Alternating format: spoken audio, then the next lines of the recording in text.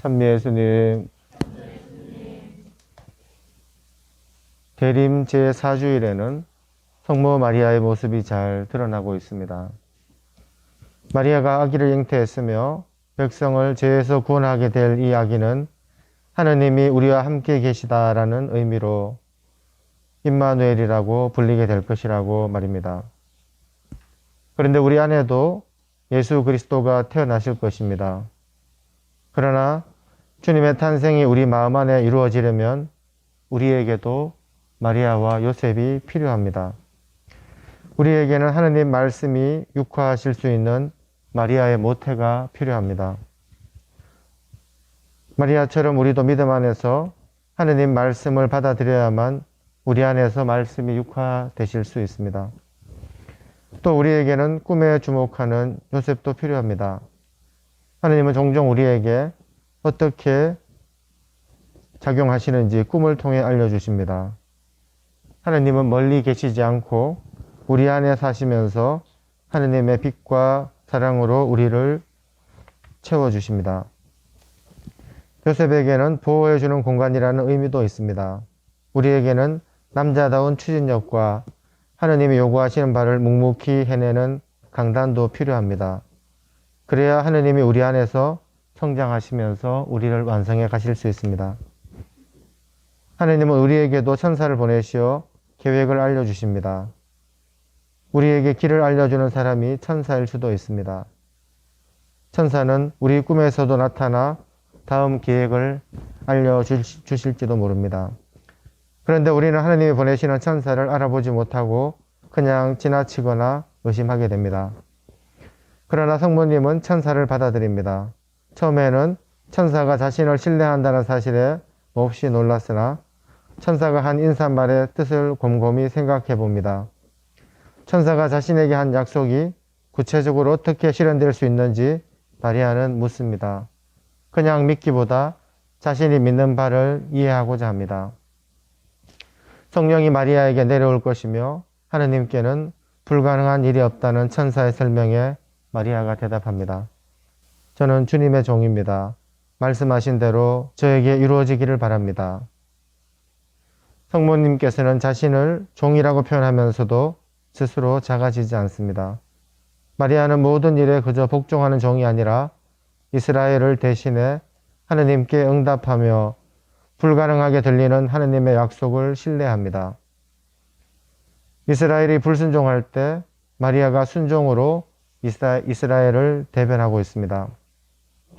우리가 성모님께 배울 점은 하느님이 우리를 신뢰하는 일에 우리가 네라고 응답하는 것입니다. 우리 자신을 너무 보잘것없게 여겨서는 안 될 것입니다. 하느님께서는 우리에게서도 큰 일을 하시고자 하십니다. 우리 안에서도 하느님이 태어나시고자 하십니다.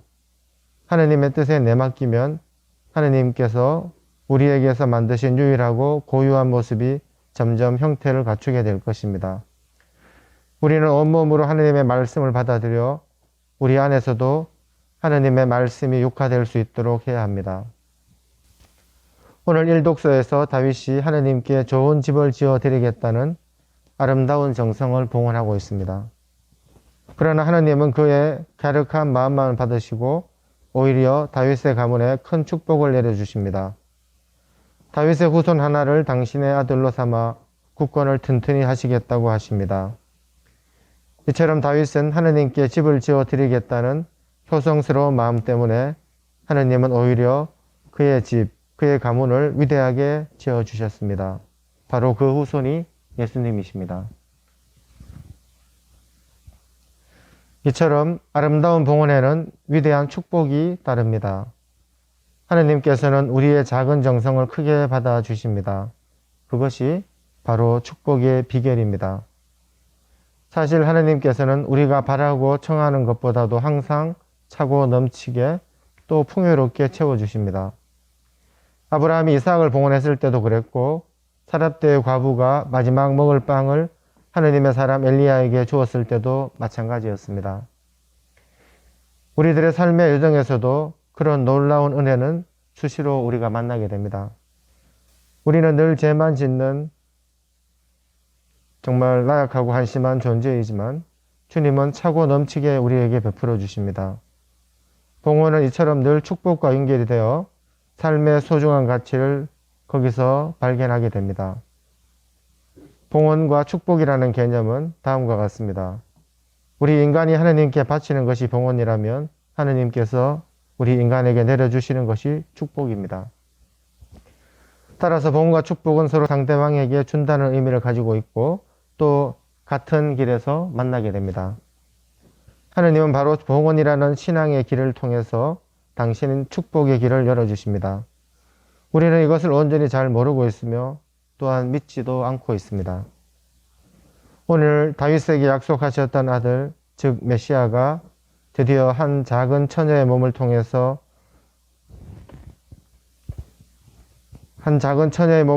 오시는 기쁜 소식이 우리에게 전해지고 있습니다. 여기에서 마리아는 주님의 어머니가 된다는 어마어마한 축복을 받게 됩니다. 마리아는 세상의 눈으로 볼 때는 보잘것없는 처녀였지만 일찍이 하느님께 자신을 완전히 봉헌했습니다. 그런데 하느님께서는 바로 그 여인에게 당신 자신을 온전하게 내맡기셨습니다. 이 또한 봉헌과 연결되는 축복입니다. 이제 예수님이 새 다윗으로 오시는데 물론 본래의 다윗보다 훨씬 더 크고 위대하신 분이십니다. 다윗을 통해 내려주셨던 하느님의 약속이 예수님 안에서 성취되었다는 면에서 예수님은 새 다윗입니다. 그리고 이제 그의 나라는 끝이 없을 것이며 그의 왕권은 영원히 흔들리지 않을 것입니다. 그러나 예수님께서 오시는 길을 다윗이 열어주었으며 그의 갸륵한 정성과 충실한 신앙을 통해서 약속되었던 것입니다. 주님은 분명히 당신을 사랑하는 사람에게 오십니다.